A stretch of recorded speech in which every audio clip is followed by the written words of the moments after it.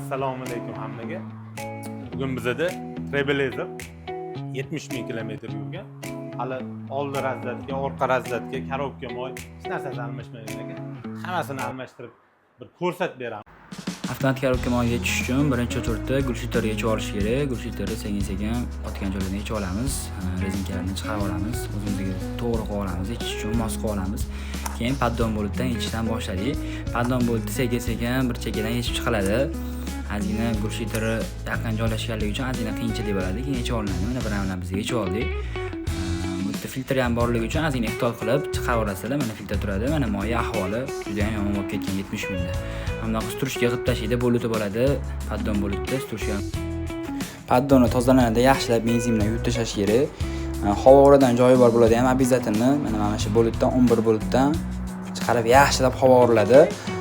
Havo o'rganda birinchi moy kam tushadi, mana ko'ryapsizlar. Havo o'rganda birinchi kam tushib, keyin sekin-sekin moy ko'p tushishni boshlaydi. Обязательно havo o'rish kerak. Havo o'rmasanglar ancha moy ichida qolib ketadi. Mana kamida 2 litrga yaqin moy tushadi, yana havo o'rganinglar sizlar.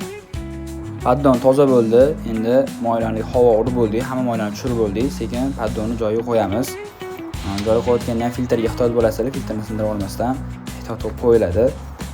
Endi sekin-sekin bir chekkadan boltlarni qotirib chiqamiz. Hammasini boltlarni qotirib yaxshilab qotirib chiqiladi. Havo urib bo'lingandan keyin обязательно 11 boltni yopish etilgan chiqarmaydi. Keyin sekin-sekin gulshiterga yechgan boltlarimizni, gulshiterga yechganimizni qotirib chiqamiz. Mana hamma joyini qotirib, nimani yechgan bo'lsa, hamma boltlarni qotirib chiqamiz. Trailblazerda 4 ta balonni tortganligi uchun oldida ham razzatka moyi bo'ladi.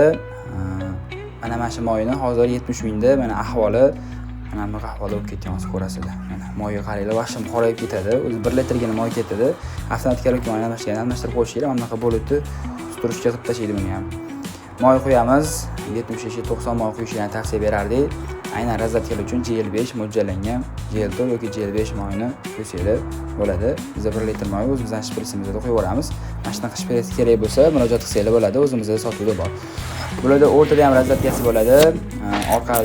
Oldida kuchni orqaga bertirish uchun o'rtada razatkasi joylashgan. Bu razatkasida boshqa choroma, ya'ni qizilma ateş moy turadi. Mana hozir biz birinchi yechilganligida metkada bo'ladi. Yaxshilab bo'ltlarni yechib olamiz. Moyi, mana moyini ko'rasizlar. Lekin yana ikkita narsani aytardim. Bu moy ham strushka qadi.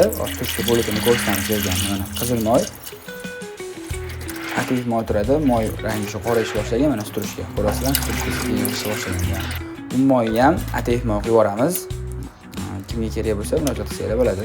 Endi orqada zadniy mostini to'kamiz.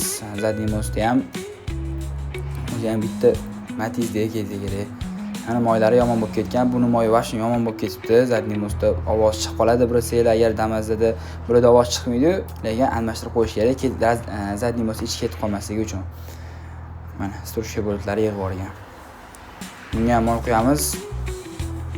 Buni ham o'zimizdan shprisda moy qo'yishni tavsiya beramiz. 70-90 moy qo'yiladi. Endi avtomatik korobkaga yetib keldik. Avtomatik korobkamizda amerikanskiy bonusdan foydalansanglar bo'ladi. Video yoqqan bo'lsa like bosishni unutmanglar. Trailblazer hadiyali shu videoni jo'natib qo'ysanglar foyda